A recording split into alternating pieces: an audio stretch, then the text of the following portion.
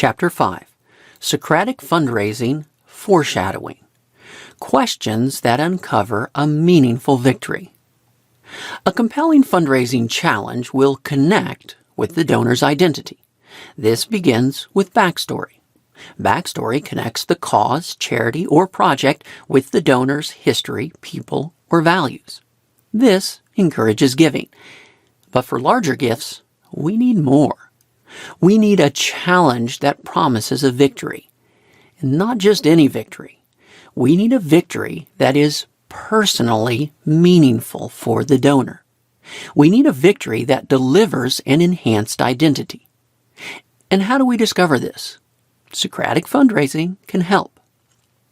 The ultimate victory question. There are many victory questions. An open-ended one is this. What would you like to accomplish with your money that would be meaningful to you?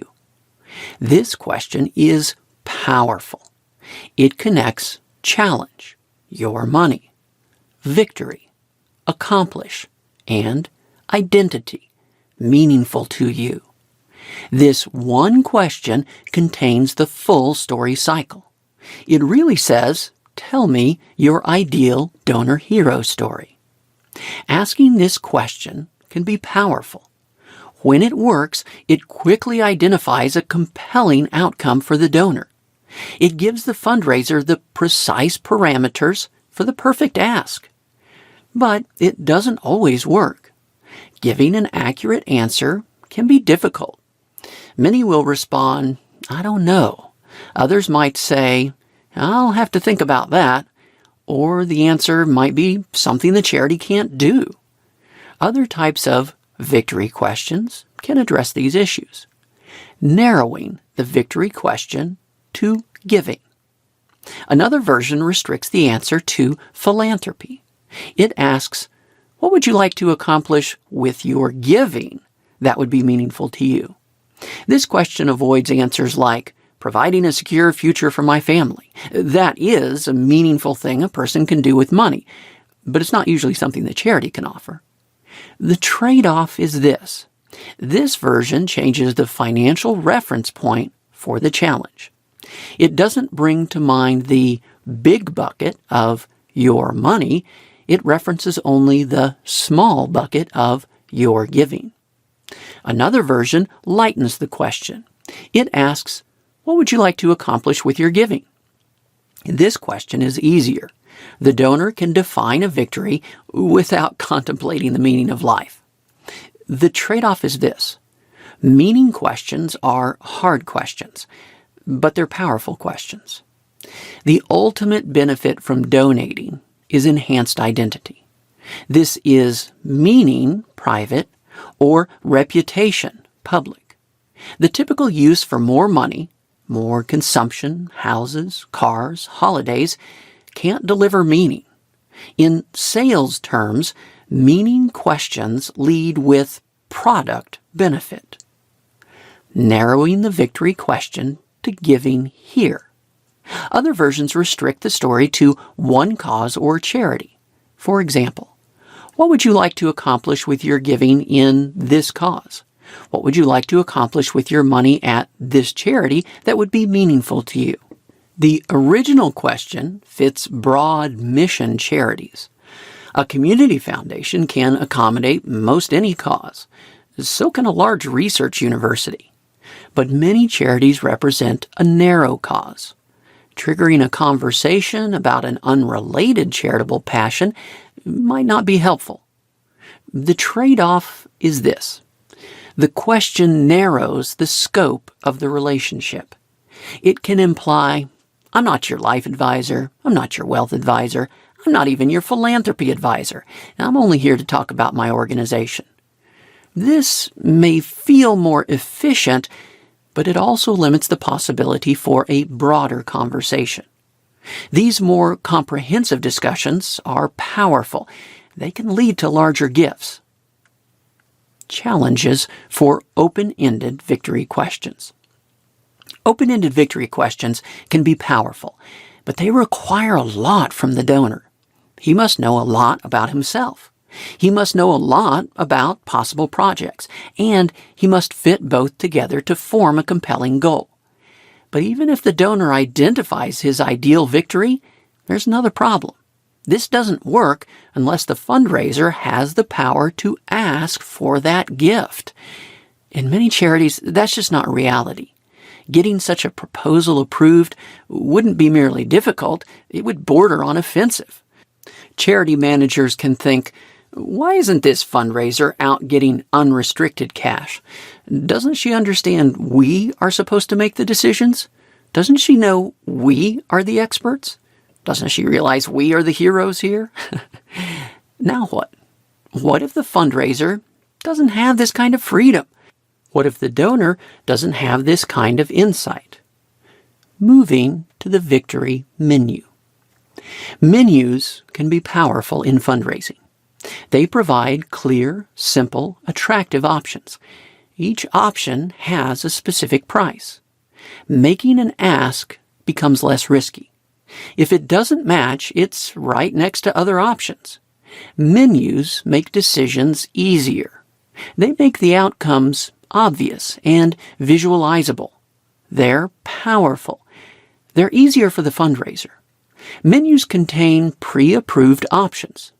Although ordering off-menu may be possible, it's rare.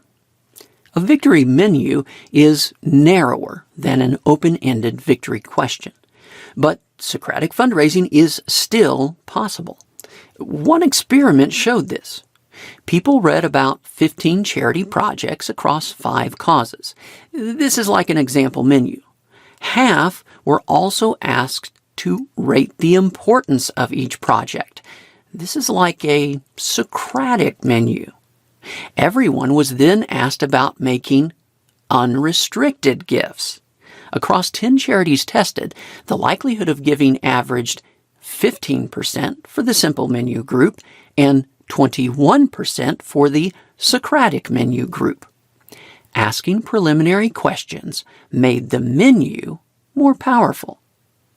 Defining victory after the legacy gift. Socratic fundraising leads up to a challenge. But what if the donor has already decided on a gift amount? What if he's already made the gift? Is it too late? Not necessarily. This is a common issue in legacy fundraising. Often, the charity learns of the gift only after it's planned. A donor joins the Legacy Society, or he fills out a survey revealing the charity is in the will. That's great. But what if we want to know, how much is it? Can it be more? These are relevant fundraising questions, but they're also potentially offensive. Imagine a family reunion. Great Aunt Rose mentions to her nephew, I just want you to know I've included you in my will.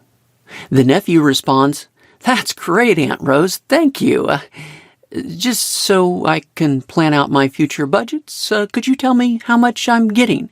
And would you consider increasing the amount? That feels a little uncomfortable, right? Yet this is the position of many legacy fundraisers. They want to get credit for the gift amount. They want to make it bigger. The planning for the future excuse is common, but it's a little odd. The charity doesn't know when the donor will die. By then, the estate or the gift may have changed. Sometimes the excuse is about reaching campaign goals. Still, even this may leave some donors unmoved. Socratic fundraising suggests another approach. Help the donor define a personally meaningful victory. After thanking the donor for the gift, this can start with a question. For example, have you thought about how you would like your gift to be used? This can lead to conversations about the impact of different gifts. The fundraiser might even share a story about another donor. For example, the reason I ask is that you remind me of another donor. He was also, reference a personal similarity. He also cared about, reference shared values. He set up a gift in his will to create a permanent endowment. He named it after his mother. The endowment described the impact and the cost. The donor learns about gift options. Of course, options have prices. The prices justify talking about the planned gift amount. The prices can also lead to an increase in the gift. Now, there is a reason to give more. Starting with a larger example gift can help. The donor's reactions will reveal details about the planned amount. If the price is too high, follow up with less costly options. Defining victory after the current gift. This approach isn't limited to legacy fundraising. Cliff Wilkes explains, "If they have a current endowment or gift, I'll ask, what kind of impact do you ultimately want to have with your scholarship, endowment, etc.? This has opened the door to some meaningful conversations on ways to give, led to larger gifts than what was originally discussed, increased giving to current funds, and led to several planned gifts." Helping the donor to define a meaningful victory is powerful. This is true before the gift decision, but it can also be true after the initial gift decision. Victory implications. Increasing the benefit. Questions can uncover a meaningful victory. This makes for a compelling gift, but they can do even more. They can increase the importance of that victory. How? By asking questions about the victory's implications. For example, what if this goal was accomplished?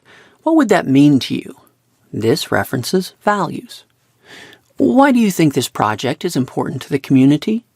This references people. You mentioned that your grandmother also cared about this cause. What would she have thought about this project? This references people and life story. The questions get the donor to describe the victory's results and meaning. They help the donor connect the results to his people, values, and life story. This highlights the enhanced identity benefits from donating. Victory implications research. A meaningful victory delivers donor benefit. Implication questions can remind donors of these benefits. They can get the donor to confirm and restate them. One experiment tested the effects of doing this. It first asked some people about these personal benefits. It asked, "In your opinion, to what extent can making monetary donations give a sense of fulfillment and personal gratification?" 1 equals not at all, 9 equals very much. It then asked, "According to some, making charitable donations can give a sense of fulfillment and personal gratification. Several reasons can be found for this feeling. Being aware of providing for the community, having a clear conscience, being on the right side, doing a good deed, resting peacefully, not feeling guilty, etc. In your opinion, what are the 3 main reasons people could be fulfilled when making donations?" These questions worked. Asking them increased willingness to donate. The questions highlighted positive implications from giving. This increases giving. Conclusion. The universal hero story begins in the main character's original small world. This is the source of his original identity. He is then faced with a call to adventure. It promises the hope of a victory. He eventually accepts the challenge and wins the victory. He returns as a transformed, internal, and honored external hero. Original identity links to challenge, links to victory, links to enhanced identity. Powerful fundraising includes the same elements. The compelling fundraising challenge links back to the donor's original identity. It promises the hope of a personally meaningful victory. It moves the donor through the hero's journey. Questions can help. They can help connect the challenge to the donor's original identity. They can help uncover a personally meaningful victory. They can highlight the enhanced identity resulting from the victory. They can advance the donor's hero story.